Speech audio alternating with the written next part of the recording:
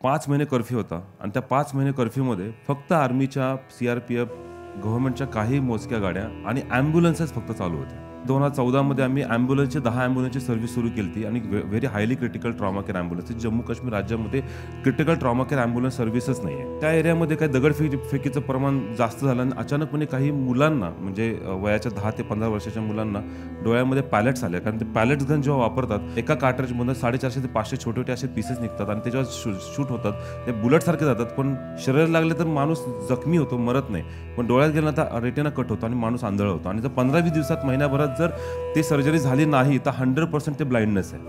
आणि असे 1350 लोकांना काश्मीर व्हॅलीत आंधळे पण आलेलं होतं आणि 1300 लोक असे आंधळे झाले असतं, माझ्या देशाचं फार मोठं नुकसान झालं असतं. 1300 अशी आंधळी माणसं आपण देशासाठी काय करतो, म्हणून असं हे होतं की नाही, आपण डॉक्टर्स प्रोव्हाइड करायचे, आपण लोकांना तिथं पाठवायचं, ॲटलिस्ट आपण त्यांचे सर्जरीज करू. त्यांचे डोळे 40, 50, 60% जर त्यांना दृष्टी आली तर त्यांना PT म्हणून कोणी त्यांना बघणार नाही.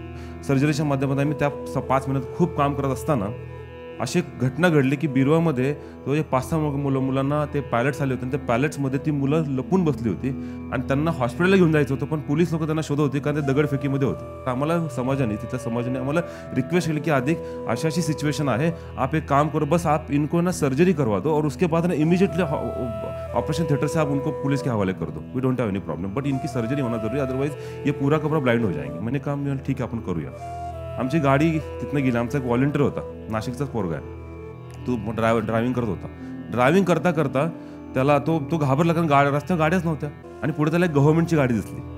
त्याला असं वाटतं, आणि ती ॲम्ब्युलन्स होती, त्याला असं वाटलं की चला एक गाडी रस्त्यावर आहे, ॲटलिस्ट तो सिक्युअर्ड आहे म्हणून तो त्याच्या मागं एक पाऊण किलोमीटर 1 किलोमीटरच्या डिस्टन्सवर चालू होता.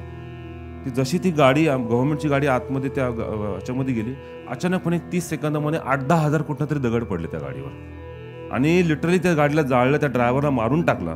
आणि आपली गाडी त्या स्पीडमध्येच असल्यामुळं तो कदाचित एक 300-400 मीटरवर तो येऊन मागं थांबला. तो ब्रेक लागला त्याचा आणि तो पटकन मागं गाडी घेऊन निघायला लागला. तो मागनं 200-250 लोक आले. तर पोरं येऊन तिथं ड्रायव्हरला म्हणाले, अरे ये बॉर्डरलेस की गाड़ी है ना, ये डॉक्टर नटराजन और ये सब डॉक्टर्स आप लोगों ने लाया ना, आप सर्जरी करे हो ना, आपको कुछ नहीं होगा यहाँ पर. काही नाही केलं त्यांनी. लिटरली अक्षरशः त्या 3-4,500 हजार लोकांमधनं, इट इज नॉट ओनली 200, 300, 400, इथं कमीत कमी 4,000-4,500 लोक असतील, तरुण सगळे, जे त्यांच्या मधोमध ती गाडी निघून गेली आणि अनहर्ट, कुणी सुद्धा दगड नाही मारला.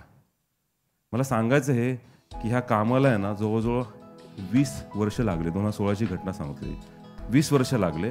हे एका माणसाचं काम नाही, it's a very huge team work. आणि ह्याच्यासाठी काश्मीरच्या लोकांनी सुद्धा मला मदत केलेली आहे. मला हे सांगता येईल, मला आतंकवाद्यांनी सुद्धा मदत केलेली, जिवंत सोडून.